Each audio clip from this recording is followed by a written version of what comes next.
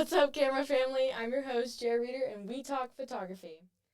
So, welcome back, guys. If you were new here, every week, mainly Wednesdays at 5:30, we talk about the ups, the downs, and ways to improve your photography. And for me to just give some insight on my problems that I face and how I overcome those, and ones I still am looking to overcome and improve on.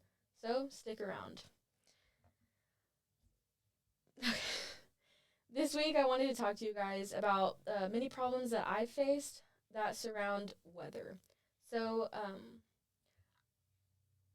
I know it might seem crazy that things like this actually happen, but many ways that we can talk, because ways we can talk about the downs of weather, like cloudy days, rainy days, and since I am located in Oklahoma, we have to deal with a lot of wind.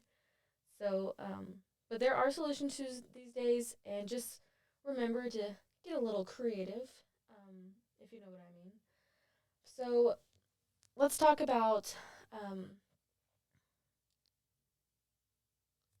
Okay, yeah. So let's talk about some of the challenges that I faced, actually with overcast and rain. A lot of people don't like cloudy days, from my experience, or just a minimum of people that I talk to, but actually, I prefer overcast days because you don't have that direct sunlight hitting your can I'm gonna say the I guess clients or people your canvas. Um, you can actually be able to go to different spots, work on just either if they're gonna be bright or dark your photos, and I've had a few rainy days, and some of them have canceled on me, my clients, but the few that have that stayed, we got a little creative. We got a clear umbrella. We actually went downtown Oklahoma City, went to a store, and there was surprisingly a shop that was open, and we found a clear umbrella, and some cute photos turned out of those. Just mainly, I went like on the top through the umbrella, them like smiling at each other, and you can see the rain coming down. It's kind of like think of it as like a window, and you're looking through it, and you're taking pictures of your canvas. Um,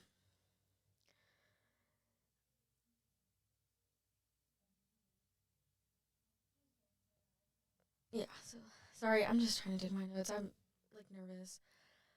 um, basically, yeah. So the umbrella shoot, and then another thing would be like I call it the rain shower. So it's like they're like just dancing in the rain, so like that you can tell by their wet hair and stuff like that, or just if it's little kids jumping into the water puddles. Like there's many ways around it. Just make sure you just cover your camera with some plastic wrap. You can do that to protect your camera.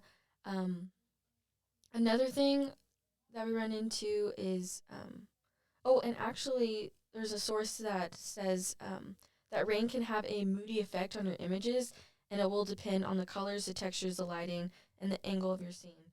So that is true. Usually, if you want more dark, moody things, you can even make it more light. But I mean, it's fun to just kind of mess around with those and keep it exciting.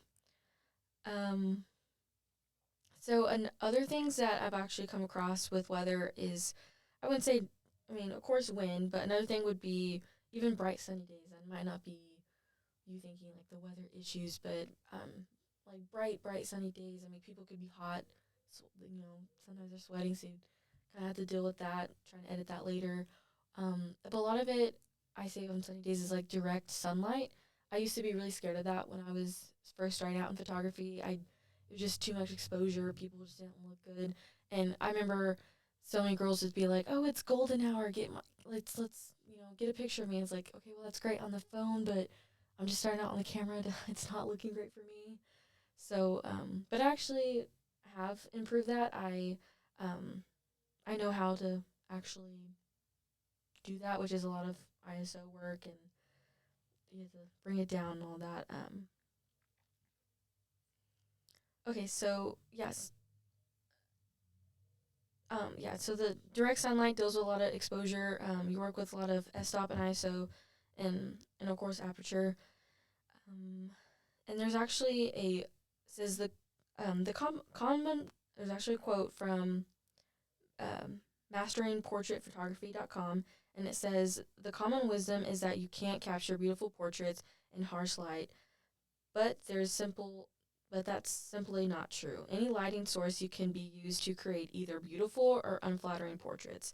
It's not the light, it's what you do with it." And like I said, I had come over time. I had to actually learn that it doesn't have to be the lighting. It's just how we use it, which is your expo like the f-stop aperture, all those things. And I've actually got comfortable using with direct sunlight and found some really good photos to come out of that. And even using the sun as your backdrop behind your canvas, too.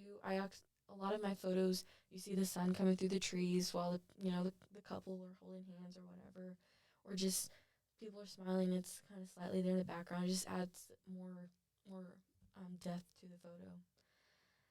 Um, but that's pretty much my experience with it. And oh, I forgot, I forgot about talk about wind. So yeah, here in Oklahoma we get a lot of wind, and I've had many people cancel on me because it got too windy. Like I'm talking like 40, 60 miles per wind. But I've actually tried one time with a friend, just some wind photos. Like it doesn't have to be like what people are wanting portraits to post, or whatever. It's more, I would say, like an art form kind of photo. You have them.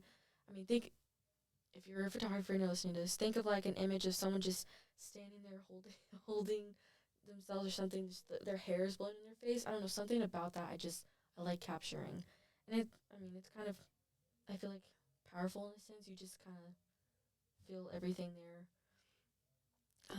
But yeah, that's one way to be kind of creative with doing with wind. You can, use it in their face. It's kind of like an art form thing, or just have their hair blowing and you can see it. It's going wild, and sometimes you get some pretty shots out of that, and some girls actually do like it. But that's all we have for today, guys. I hope you did get a little insight on how to deal with some weather issues. Hopefully, think a little bit more creatively next time when you run into these situations. Um, Again, I'm your host, Jara Reeder, and we talk photography.